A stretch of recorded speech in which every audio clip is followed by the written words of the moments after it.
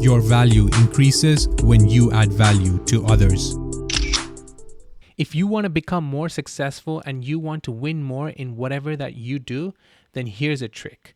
I think that what we need to focus on is to make sure that we focus on our strengths. No, because everyone has strengths and weaknesses, and we all have weaknesses. We've got to come to a realization that yes, everyone has a set of weaknesses that can, it could probably be something different from everyone, or it can be the same thing as everyone, but it doesn't really matter. Whatever that your weaknesses are, try to ignore it for a particular time when you're working to become better, when you're working to improve yourself, when you're trying to make yourself grow, and when you're trying to learn as well as develop the skill sets and hone your skill sets.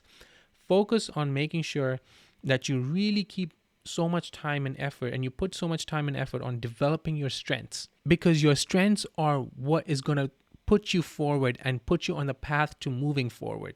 Your negativity and your thoughts of failure and your fear of not being able to be perfect, all these things and your weaknesses together will combine you and put you on a spiral or a loop where you're not able to succeed, where you're not able to grow, where you're not able to move forward in your life. In the 28 years of my life, and I think I've come to a realization, within my personal life, my professional life, whether it be my career, whether it be my business, anything that I've done, I've always looked at how can I improve myself? How can I build myself to be a better person? But all that comes down to one thing: self-awareness. When you're self-aware of who you are as a person and what you want to do in your life and what your goals are, you start to think about how you can impact the people around you, how you can help the people around you, how you can provide value. And that's what your common purpose will be. A lot of times we are so focused on what people will think about us, how people will perceive us, how people will think, if we took a particular decision, what will they think about us? Will they look down on us? Will they pass judgment on us? All these things are derailing you from your path towards your success. What you really need to do is to focus and hone in on your skills and your strengths. Eventually what happens is your strengths will overcome and overpower your weaknesses. That's exactly what will happen if you focus so much on your strengths. It's like digging or excavating. If you're going to be digging a hole and digging a ditch, that's like digging and opening up a ditch for you to jump inside. If you're going to be working on your weaknesses, that's literally what you're doing. You're digging yourself a grave. Now, on the other hand, when you start filling your weaknesses and when your negative thoughts and your fear of failure and so on with positivity and with good intent and with hard work and determination and your strengths as well as whatever that you do well, what you're doing is you're overcoming and overpowering all your weaknesses that you have. That can lead to a lot of different benefits. I think one of the biggest thing is more engagement and more innovation, more of the ability to think and to plan better, to be more clear vision, because your goal is to always win. And when you have that very focused goal, you know that whatever you're going to do is going to get you towards that end goal. That's what you want. Now, it doesn't derail you from the fact that, what if I did this? And what if I failed? What if I did that? And what if it didn't work out?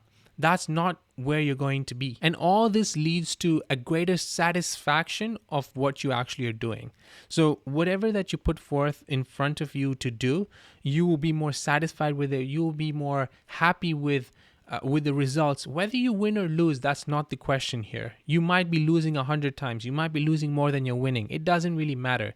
What really matters is that you're learning, and what really matters is you're growing as a person. You're becoming a better human being. And that's the ultimate goal. In your journey of life, I think there's nothing much greater than becoming the best version of yourself. All right, so I have 6 principles or steps to actually clarify and to give you that sense of control in terms of leveraging your strengths, because that's what you really want to do. Don't get bogged down by your weaknesses.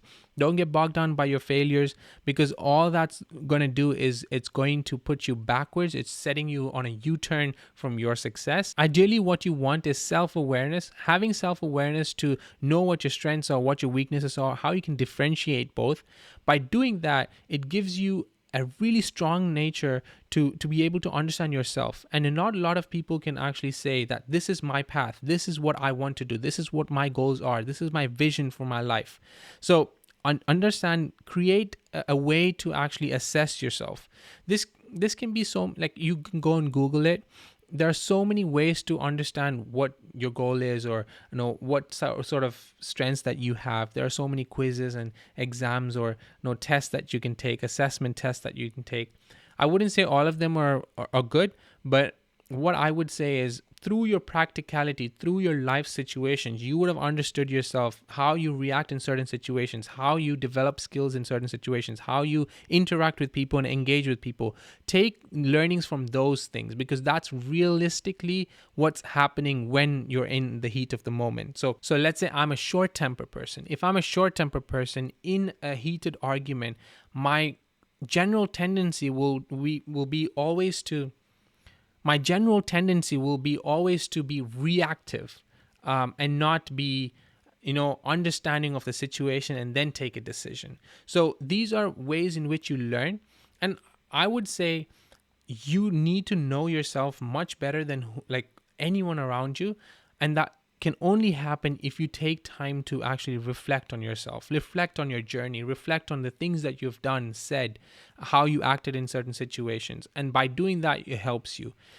A big thing that helps you to be more self-aware, I think, is sports, because the more you play, the more you learn, the more you understand about what you're good at, what you're not good at, and as well as where you're failing. If you lose, you try to understand, how did I go wrong? What did I do wrong to make sure that you improve the next game?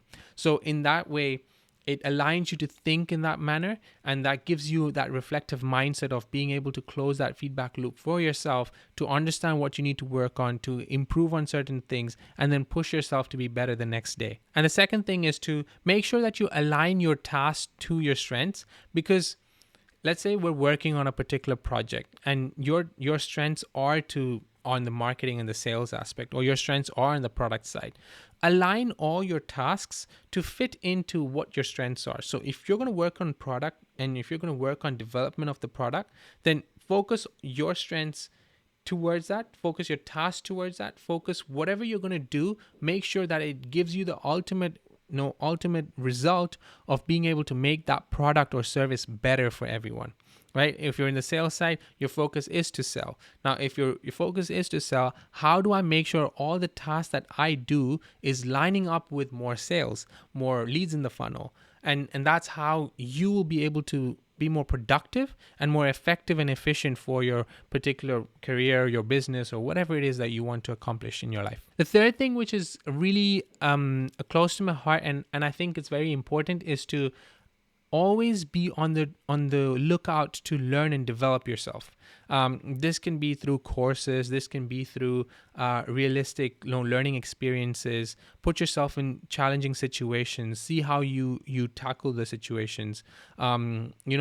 Take time off, where you're able to do some online courses or offline courses, or even interact and go to networking events where you're able to interact and engage with other people. Skill development for yourself. This is not things that you can learn in a classroom always. It can be things that you can always learn by interacting with people, building a network, engaging with new people, creating friendships and relationships for your end ultimate goal, or whether it be for your business or for your career or for your career growth, whatever it is that you want to do. Focus yourself on that aspect of developing your skills and developing yourself to make sure that you have the right skills and the right strengths for that particular goal that you have as well. So it's not that you need to mold yourself, but at the same time, understand what is it that I have that I can do and I can improve on, which is already there within me, but I can improve on it to be a better person, and I can be there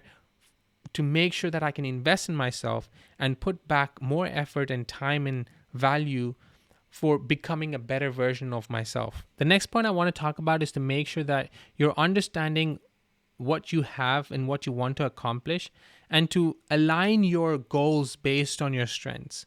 Now, a lot of times we align ourselves based on the fear of missing out or the fear of failure.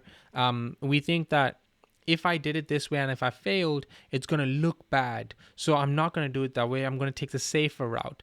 Go out of your comfort zone to take that step forward. If the right decision is to go out of your comfort zone and to take that step and that leap of faith, do it.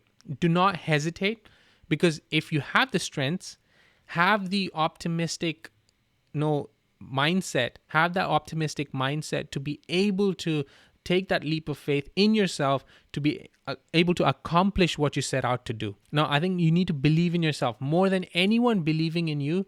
First, believe in yourself and your abilities to actually go through this process or that journey that you started in the first place. If you started a career which you think that now you've gone 2 months in and you feel like it's so draining, it's so time consuming, it's like a weight on your shoulder, you're not able to learn because you have so much expectation around you. Try to understand why you started in the first place. Try to understand the reasons that you went into this particular field. You might have had interest, you might have had external ideas, or you would have had some confidence when you wanted to start. So try to intrigue that and to bring that out and to understand yourself for why you chose it and why you went in it in the first place. Did you have a process set in place? If you had a process in place, did you follow it? And then focus yourself on these processes and try to go full stretch. If you set out for a 100-meter race, don't give up halfway thinking that, oh, I'm not fast enough, right? Try to hit that 100-meter, regardless of whether you come first or last. Do it, and then you will learn. Because when you finish it the first time, you'll be happy you finished it. When you finish it the second time, you might have ended up third. When you finish it the third time or the fourth time or the fifth time or even the 100th time, you might have actually won the race. So it's that consistency in improving every day. And if you're not consistent, you're not going to improve.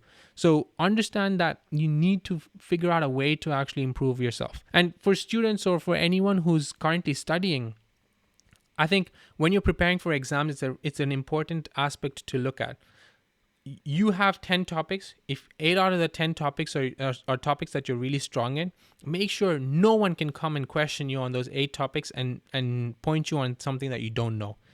On the 2 topics that you don't know and in your weekend, don't worry about it. Don't fret too much. 8 topics, know it crisp and clear. Now, that's where I think something that my dad says, accumulation is the hindrance for accomplishments.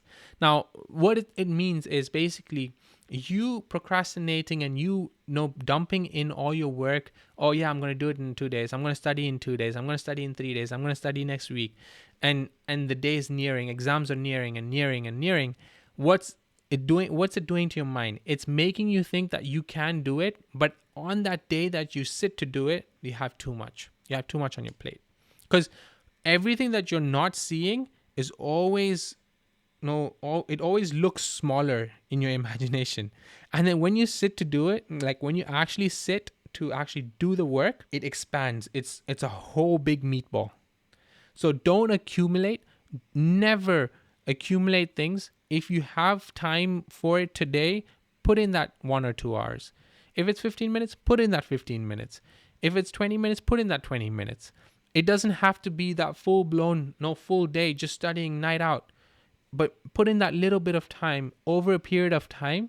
And what's that going to do? It's going to decrease your efforts in that last stretch when you're actually going for the win. Now, for people looking for a new role or something new in their life to kind of, go into business or to start something as a side hustle, always focus on looking at what your strengths are and match whatever you set out to do with your strengths. I think a lot of time what we go wrong with is we listen to everyone around us saying, oh, they told me to do this, they told me to do that, they told me to make sure that this course is the best course because that's what's going to help me. That's the trend. Yes, there are market trends and there are things that can be trendy at a particular time.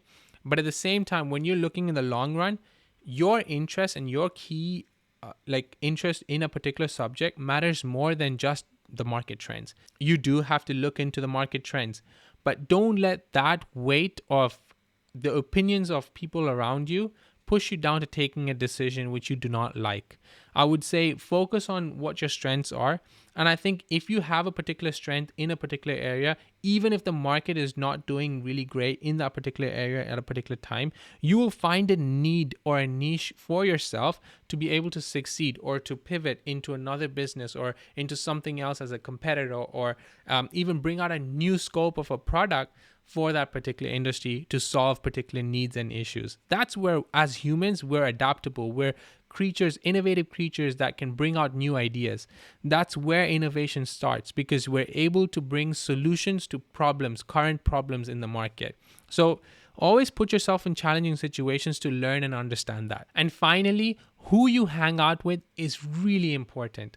No, if you hang out with people who are negative and naysayers, that's exactly who you're going to become. If you're going to hang out with people who are more positive and who are more inclined to motivating you and to pushing you to do better, that's what's going to happen to you.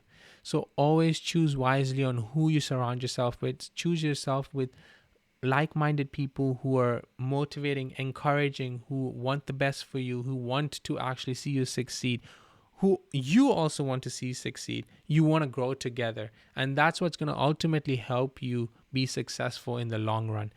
Whoever you're with and whoever you surround yourself with are going to determine whether it's like a make it or break it situation for you. If you surround yourself with negativity and people who are not highly aspirational, then obviously your aspiration is going to be benchmarked with those around you. So understand yourself, and more than understanding yourself, surround yourself with positive people who can also uplift you and who you can also provide value to in their life. That's what's ultimately going to help you. And together with the help of everyone, you're going to grow, because no one can ever do it alone. No matter how many people can say, yes, I did this because I learned this, I did that. No, if you being in that particular situation at that point in time, there are thousands of people who have helped you, and you might not see it now, but you'll definitely see it in the future. Thanks for watching, guys. I hope you like this one, and please hit the like, share, and subscribe. Cheers.